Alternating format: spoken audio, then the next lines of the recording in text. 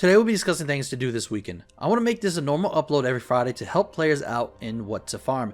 As prices changes and events happen, it can be nerve-wracking to decide what to farm. This video will cover a few aspects, and if you would like me to add crafting or more for next Friday, let me know in the comment section below and help me get noticed more with a like and bell push. First on our list is the Christmas event. I like to point out eyes towards Longshore at 27 and 43.37. Pause the video if you need a location, there is no route for this one. You will be farming small eggs, killing greater flesh ripper. In 1 hour, I got a total of 372 eggs at US mid price of 16.46 gold each and EU mid price at 28.18 gold each, with the US being at 6,123.12 gold, EU being 10,482.96 gold, which is not bad at all, and this is an old farm. I would suggest you sell this weekend as more and more players farm this spot and others, the prices will decrease. The eggs are used for a holiday recipe, one of which is the gingerbread cookies, is used for a quest, so it will be sought out for all players. So happy egg hunting, and I hope you have fun with this farm.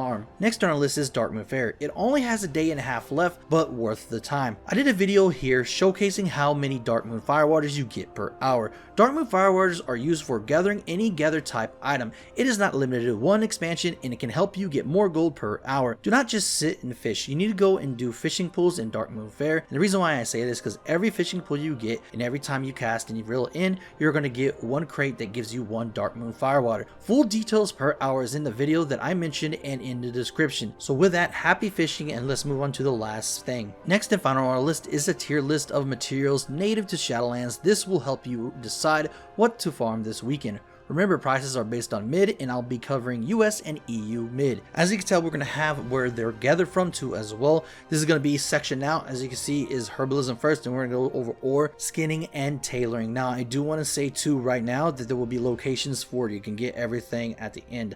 Alright, so first and foremost is Herbalism. So S plus is going to be WIDOWBLOOM, is at 140 to 120. That's not the highest, guys. There's more than S plus. There's an S plus plus in later in the video, but right now this is what Herbalism is. WIDOWBLOOM is going to be top, and Death Blossom is going to be in, but you got to understand that Death Blossom drops from most places, so you're just going to be going around and getting those while you're farming any of these. Now, I do want to say Rising Glory is probably the one you want to stay away from because it's 25.37 and 26.47. It's the easiest to get compared to Death Blossom, which is easier too, but Death Blossom, like I said, is basically a gathering group guy. It likes to stay there with everybody else. As, hey guys, I'm here, you can get me too. You got to take note too as well is that yes, S plus WIDOWBLOOM is high, but I did take in the fact that WIDOWBLOOM is lower gathered than it is Nightshade.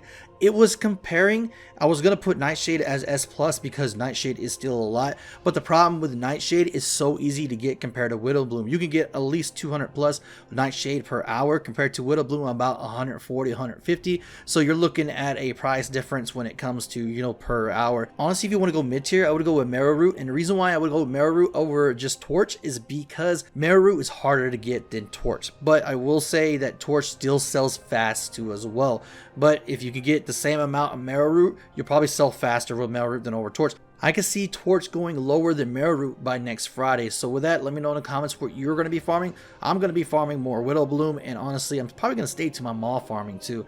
Next on the list is going to be ore, and an S plus tier is going to be a lithium ore at 194.81 US mid, and EU is going to be 164.33 gold. This can be from all zones, but the best zone is going to be the mall. I will say right now, anything below S plus tier is going to be going with Herbalism too as well. So when you do Herbalism, you really want to look for these two. They're going to be everywhere. It's going to be a great way to farm, because if you just farm one thing, it's not going to, you know, help you as much as if you farm both. And honestly, just alone, the ore is not that good compared to Herbalism. Now, I do want to say one thing that makes it all right and makes it, you know, a little bit, you know, close, is that whenever you do get ore, you get a lot more ore than you do get Herbalism. This is due to ore spawning a lot more and giving a lot more out when you mine. So if you compare it, let's go to lithium ore. You can get anywhere from 5 to 6 ore, and if you actually go get Nightshade, you're only going to get anywhere from 1 to 4. So if you look at that way and you look at the, you know, this, you know, put together, even though on lower prices, it's kind of the same, but in a sense is a little bit lower for ore, because that's the weakness of ore. Even though it gets a lot more, it's going to drop a lot faster than it does with Herbalism. So with that, let's move on to the next thing. Next on our list is going to be skinning with S plus plus heavy callus hide at 1,731.62 gold for US and 1,884.95 gold for the EU. This is the best in this tier, followed by Callus Hide at S+,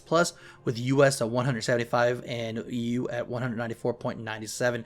Now I want to say that even though Dissolute Leather is lower, you can understand you can get a lot of Dissolute per hour. Doing farms I showed in the past, all those farms will be located in the description. But I want to say right now is F tier, just like the bones are F tier. Bones are very hard to get compared to everything else. I think they learned from BFA that, you know, more bones you get, you can do flips, shuffles, and so forth. So with the bones, I honestly think that's the worst out of all this compared to, like, you know, the stones. But the stones don't have ranks because they come with other ore. But other than that, guys, let me know in the comments what you think about skinning. Are you still doing skinning? Honestly, I threw it away for ore and herbalism and a few other things that I wanted to do. Last on our list is going to be Lightless Silk at S+ tier. It's going to be US 124.75 gold and EU 59.57 gold. This is the only thing you want from tailoring. Don't get me wrong, there is cloth too as well, but that's only 2.33 gold in the US and 209 on EU.